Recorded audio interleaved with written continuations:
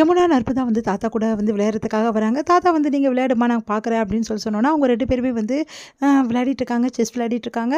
அந்த டைம்ல நர்மதா வந்து தோக்குற மாதிரி இருக்காங்க. அந்த டைம்ல என்ன பண்றாங்க, நம்ம காவேரி வந்து அவங்களுக்கு ஹெல்ப் பண்றாங்க.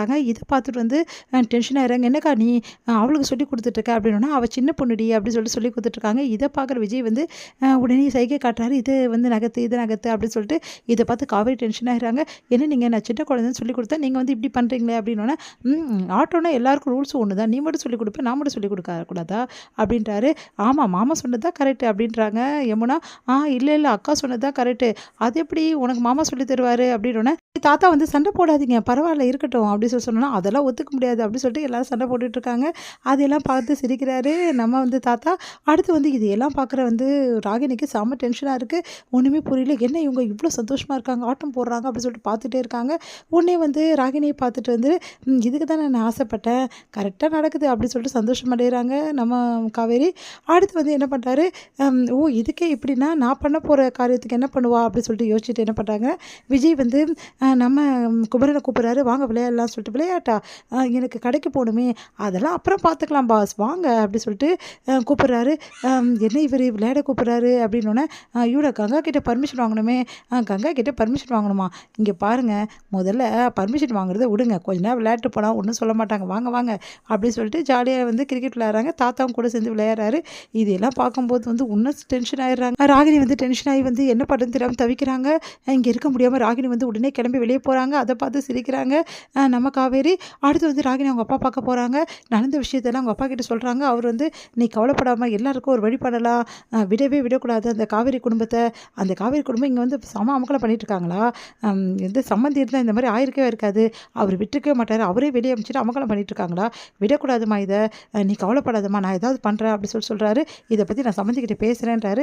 சரிப்பான்றாங்க. அடுத்து வந்து இங்க என்ன பண்றாங்கன்னா, நம்ம யமுனா வந்து நிவின மீட் பண்றதுக்காக போறாங்க. அத வந்து காவேரி பார்த்துடுறாங்க. அதிர்ச்சி அடையறாங்க. உடனே நிவின் வந்து திட்டி யமுனாவ அனுப்பிச்சிடுறாரு. "ஏன் இப்படிலாம் யமுனா பண்றா?" அப்படின்னு சொல்லிட்டு யமுனாவ கூட்டிட்டு வந்து கேட்குறாங்க. "என்ன விஷயம்? எதுக்காக இவ்வளோ பண்ற?" அப்படின்னு சொல்லிட்டு கேட்குறாங்க. அதுக்கு வந்து யமுனா வந்து அழறாங்க. "சாரிக்கா என்னை மன்னிச்சுடு. நான் நிவின லவ் பண்றேன். உயிருக்கு உயிரா நேசிக்கிறேன்" அப்படின்னு சொல்லிட்டு எல்லா விஷயத்தையும் சொல்றாங்க. அத கேட்க கேட்க வந்து அதிர்ச்சியா இருக்கு நம்ம காவேரிக்கு. இங்க என்ன பண்றாங்க, காவேரி வந்து யமுனாவ என்ன பேசிக்கிறாங்க அப்படின்னு சொல்லிட்டு ஒட்டு கேட்டுட்டு இருக்காங்க. அப்படியே வந்து காத வச்சு ராகினி.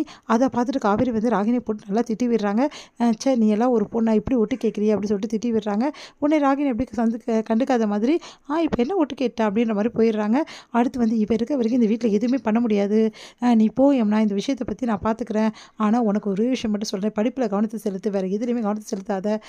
என்ன நடக்குதோ நடக்கட்டும்" அப்படின்னு சொல்லி அனுப்பிச்சிடுறாங்க. அடுத்து வந்து இங்க என்ன பண்றாங்க, யோசிக்கிறாங்க நம்ம காவேரி. காவேரி ஒரு முடிவுக்கு வராங்க. கண்டிப்பா வந்து இந்த விஷயத்துல ஏதாவது ஒண்ணு பண்ணியே ஆவணும். யமுனாவோட வாழ்க்கை அப்புறம் அவ்வளோதான் ரொம்ப கஷ்டமாயிடும். அவ நல்லா படிக்கணும் அப்படின்னு சொல்லிட்டு யோசிக்கிறாங்க. ராகினி வந்து காவேரிய பார்க்குறாங்க. பார்த்துட்டு கைய வந்து சொடக்க போடுறாங்க. அப்ப வந்து காவேரி வந்து திரும்பி பார்க்குறாங்க. "என்ன நினைச்சிட்டு இருக்க? என்ன ரொம்ப வெறுப்பேத்திட்டேன்னு நினைச்சிட்டு இருக்கியா? இதுக்கு எல்லாத்துக்கும் இருக்கு. என் அப்பா சொல்லிட்டாரு. இதுக்கப்புறம் உங்கள சும்மா விட மாட்டேன்னு சொல்லிட்டு. உன்னோட தங்கச்சிங்கள்லாம் கூட்டிட்டு வந்து இங்க ஆட்டம் போட்டு என்ன வெறுப்பேத்துறியா? எல்லாத்துக்கும் உனக்கு வச்சிருக்கேன் இரு" அப்படின்னாங்க. "சரி என்ன பண்ணுமோ பண்ணிக்கிடும். இப்போ உனக்கு என்ன பிரச்சனை? நான் வேற டென்ஷன்ல இருக்கேன். வேலைய பார்த்துட்டு போ." என்ன டென்ஷன் எனக்கு தெரியும். எல்லாம் அந்த யமுனா டென்ஷன் தானே. யமுனா ஏதோ ஒண்ணு பண்றா. ஆனா அது என்னன்னு நான் கண்டுபிடிக்கிறேன். கண்டுபிடிச்சு உங்க குடும்பத்த, மானத்த எடுக்கிறேன் அப்படின்னு சொல்றாங்க. இங்க பார், என்ன பத்தி என்ன வேணாலும் பேசு. நான் அமைதியா இருக்கேன். என் தங்கச்சிங்கள பத்தி ஏதாவது வந்து பேசினேன், அவங்க பேச்சுக்கு போனேன், நான் சும்மாவே இருக்க மாட்டேன். புரியுதா? அப்படின்றாங்க. என்ன பண்ணிடுவேன் நான்? என்ன வேணாலும் பண்ணுவேன்" அப்படின்னு சொன்னோனே, "ஓ! அப்படியா? நான் ரொம்ப பயந்துட்டேன்" அப்படின்னு சொல்லிட்டு ஓவரா வந்து தொல்ல குடுக்குறாங்க. ச்சே! இவ டார்ச்சர் வேற அப்படின்னு சொல்லிட்டு டென்ஷன் ஆகுறாங்க நம்ம காவேரி. உடனே வந்து விஜய் வந்து கேட்குறாரு, "என்ன காவேரி ஏன் ஒரே டென்ஷனா இருக்க?" அப்படின்னு சொல்லிட்டு கேட்குறாரு. "ஒண்ணும் இல்ல" அப்படின்றாங்க. "இவ ஏதோ ஒரு விஷயத்துல டென்ஷனா இருக்கா. அது என்னன்னு தெரியலையேன்னு சொல்ல மாட்டேங்கிறாளே" அப்படின்னு விஜய் வந்து யோசிக்கிறாரு. அடுத்து வந்து காவேரிக்கு அவரே காஃபி எடுத்து குடுக்குறாரு. "குடி கொஞ்சம் ரிலாக்ஸ் ஆகும்" அப்படின்னோனே, தேங்க்ஸ் அப்படின்னு சொல்லிட்டு குடிக்கிறாங்க. அடுத்து வந்து தலைவலியா இருக்கு, நான் படுத்துக்கிறேன் அப்படின்னு சொல்லிட்டு போய் படுத்துக்கிறாங்க. காவேரி வந்து போத்தி விடுறாரு, நல்லா கவனிச்சுக்கிறாரு. இதையெல்லாம் வந்து வாட்ச் பண்றாங்க ராகினி. ரொம்ப டென்ஷனா இருக்காங்க. இவங்க 2 பேரும் இவ்ளோ அந்யோன்யமா இருக்காங்களே அப்படின்னு சொல்லிட்டு, இங்க வந்து அப்படியே வந்து பார்த்து ரசிக்கிறாரு காவேரி தூங்குற அழகையே. அப்படியே வந்து தன்னையே மறக்கிறாரு விஜய். "காவேரி உண்மையிலேயே நான் உன்ன நேசிக்க ஆரம்பிச்சுட்டேன்னு நெனைக்கிறேன். நீ இல்லாம இருக்க முடியுமான்னு நெனச்சாவே எனக்கு ரொம்ப பயமா இருக்கு காவேரி. என்னை விட்டுட்டு தயவுசெய்து போயிடாத" அப்படின்னு சொல்லிட்டு காவேரி தூங்கும்போது தன்னையே வந்து பேசிட்டு அப்படியே வந்து கைய பிடிக்கிறாரு.